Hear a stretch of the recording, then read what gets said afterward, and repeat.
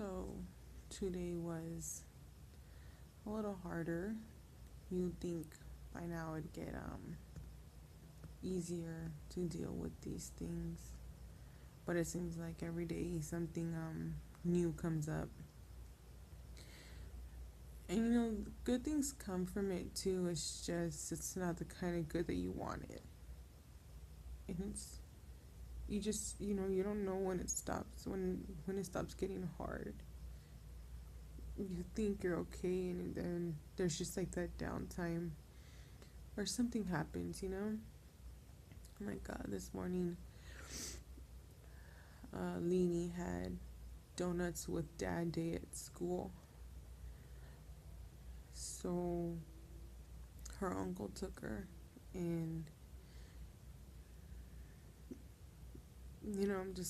we're really, really lucky to have the people we have in our lives. He woke up like 4 hours early just to take her for 20 minutes of donuts and chatting. She was so happy.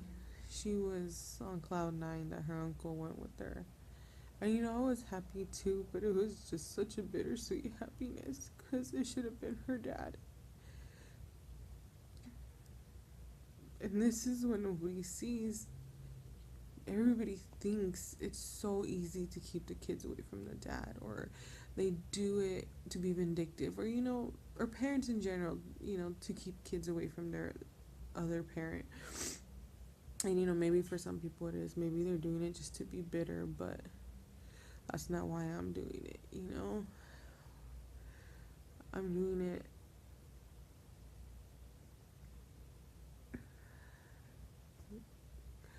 until he's able to, better himself. And it's not fair to me to have to be the bad guy. And, keep our kids away from their dad. To have to be put in the spot. When your kid asks you, why is dad mean, or why does dad say this, or why does dad do that, or why does he, call me this, or why does he call you that, or why did he do those things, and you're just caught in the middle. On the one hand, you don't want to tell your kids, he's sick, or he needs help. You don't want to tell your kids that. You want your kids to believe the other parent is just like a superhero. At least a good parent should want that. But on the other hand, how do I keep lying to my kids and making excuses for his behavior? It's not okay.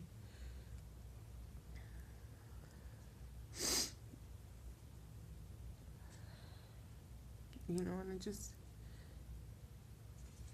you think you're okay until you're sitting down to have dinner. He's not there to say grace. And I shouldn't care. As mean as he was, as mean as he's still being, as hurtful as he's still being, all the things he said to our kids, I shouldn't care. But I do. I still care, and I don't want to care. You guys don't see that. Nobody sees that.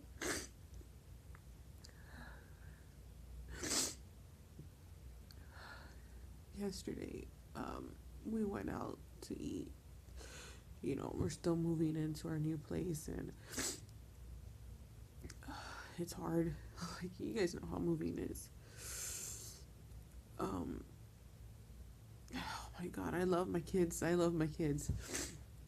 But they're grocery store kids sometimes, and I'm sure you guys know what that means. And Honor was just screaming her head off. I mean, people were staring. Haleen was coughing and not covering her mouth and standing up on the chair. And Harmony's right there banging the forks and the spoons. And, everybody's looking. And I just get this feeling like I'm failing.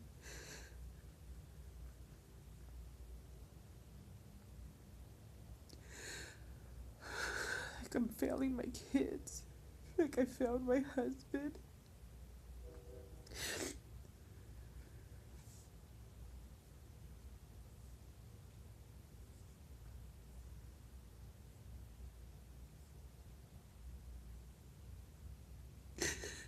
It's hard. It's hard. You know, I should be mad. I should be spiteful right now. I should. Oh, fuck him. I don't care if he's gonna call me this, if he's gonna call me that. You know, I'm not gonna be no stupid bitch just to let a man do that to her. But, you know, I'm not. I would never just let a man call me these things. You know, I let my husband call me these things because I wanted to help my husband. I wanted him to get better. I still want him to get better. But how do you help somebody who doesn't think they need it? You know, you can't. You can't make anybody see that they're not okay if everybody's telling them they are. And you know, you wish you could make them listen to you and your kids or whoever, you know, like you wish, just listen, just please listen. You know, I'm not trying to change you. I'm not trying to turn you to this perfect dream guy. I just want you to conquer your demons before they conquer you.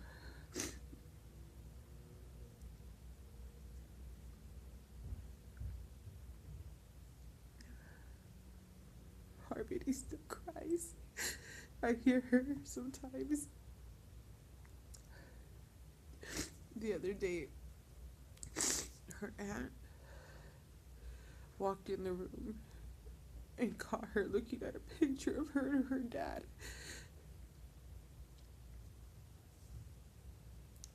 Stepdad, ex-stepdad, I don't even know what to call him. Hey, you know, she made up some excuse. She took the picture out of her hand and she said, hey, you know, your mom told you to get this for her. But it was just to, you know, distract her.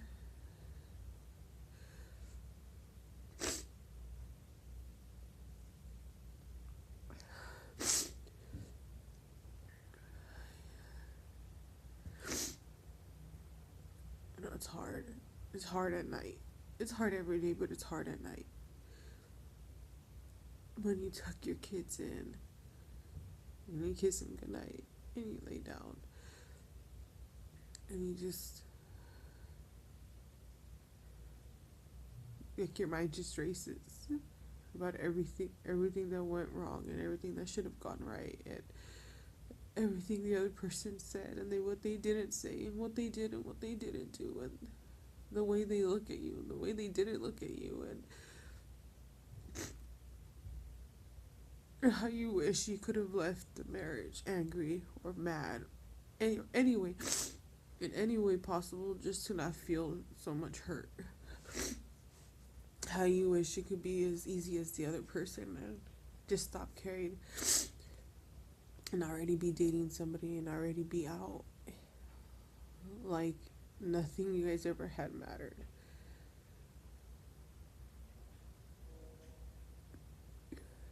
You know, and it's equally hard where people look at you and, oh, 3 kids and single and, you know, she's probably on welfare. She's living off the system and, oh, what a bitch. She's keeping her kids away and she's manipulating them and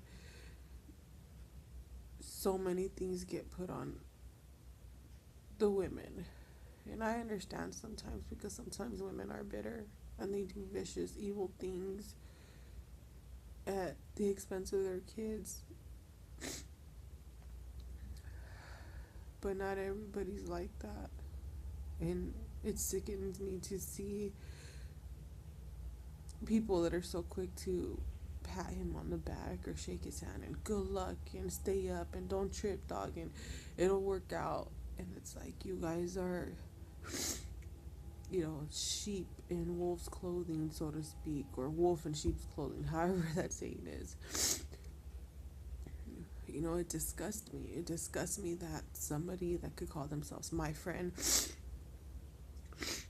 could be okay with what is being done to me and my kids. You know, how you guys just wave it off like it's just drama. It's not drama.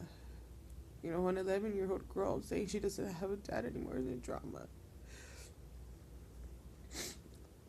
You know, a 5-year-old saying don't let him take me away from you is not drama.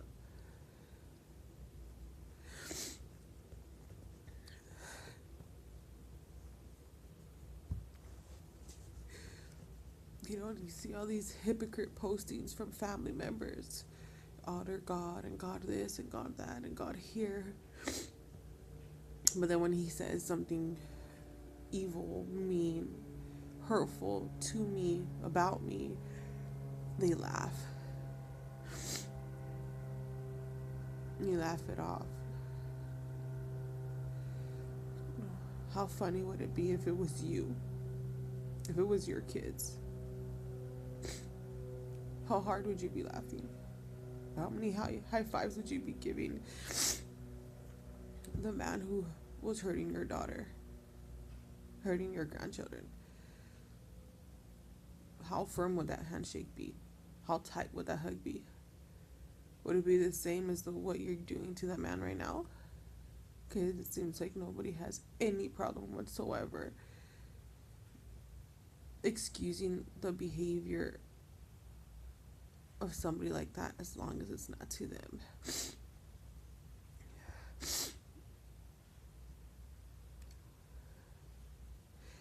I just, when do you figure out that line from arguing and mental abuse? You know, if I say it's mental abuse, then I'm just a sissy, and well, then leave, and you know, so many things. Nobody ever tells that person, the abuser, will stop, will get help, leave her alone, leave him alone, leave the kids alone, leave, you know, whoever the person they may be that they're abusing. They don't defend them. They blame them. They blame them for not walking away faster. They blame them for staying so long. And when they can't take it anymore and they do leave, they blame them for not sticking by that person.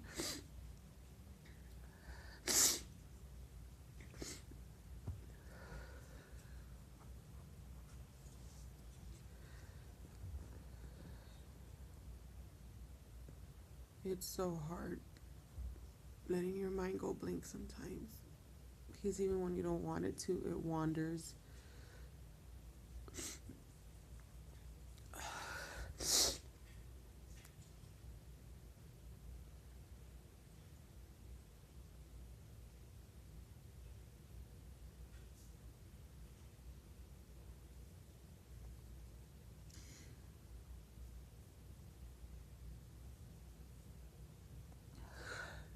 Just, I think anybody who's in a situation similar to mine, if that person doesn't want to get help, if they don't think they need help, if they don't think what they're doing is hurtful, if they say sorry and they do it again, or if they say sorry but it was your fault, or if they say sorry but blame you, or if they say sorry but you pushed them, or if they say sorry but you triggered them, just leave. I love my baby so much. And I wish I didn't love my ex-husband, but I do. I love him. I wish I didn't. And for all the things he's said and done to me and my kids. I wish I didn't care, but I do. But leave. It's not worth it.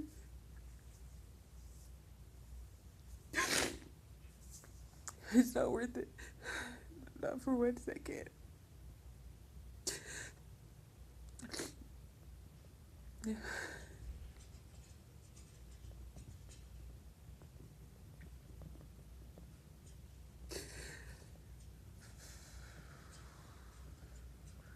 We gotta take this seriously.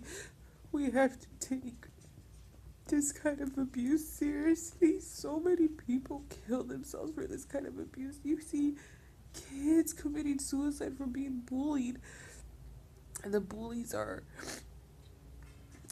like praised. The poor kids getting picked on are like, well, you need to have thicker skin, and don't let them get to you. And that's how abusers get created, because the bullies at 11 years old, 9 years old, 13 years old, 17 years old, they're not held accountable for their actions. And it needs to be stopped. It needs to be taken seriously. This isn't a joke. It's not a game. And yes, your skin should be thicker as you get older, but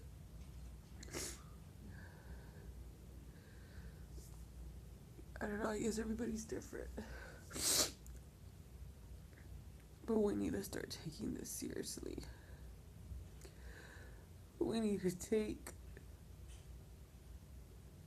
this kind of abuse seriously. If not for you, for your kids, because eventually your husband or your wife or your daughter or your son is gonna encounter somebody who's mentally abusive towards them.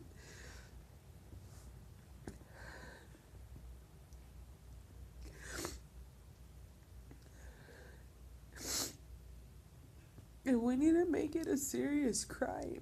We can't let it be okay.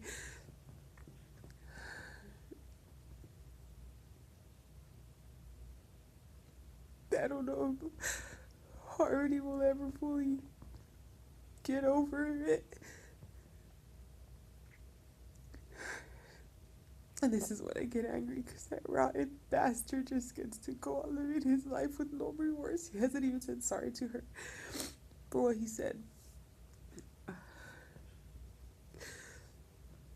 But it's okay, because they're just words. So everybody says, right? They're just words.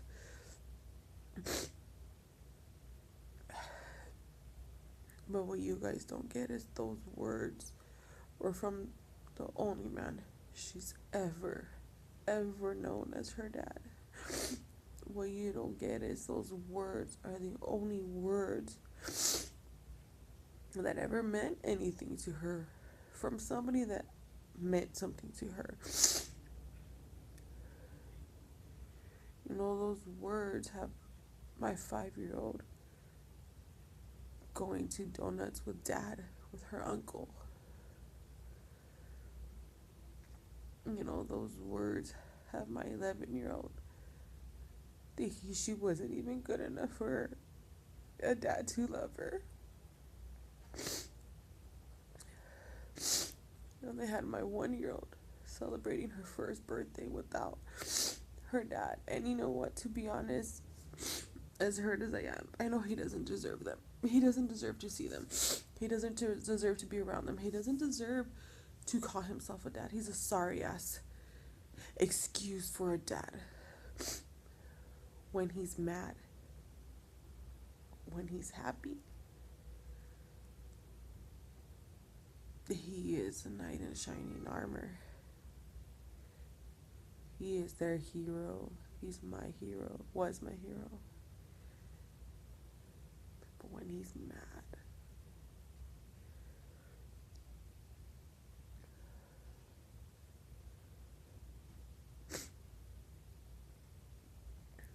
and that's all he is now, is mad.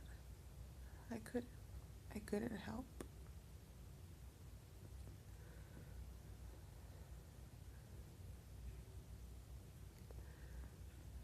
I feel like maybe I made it worse by pushing too much.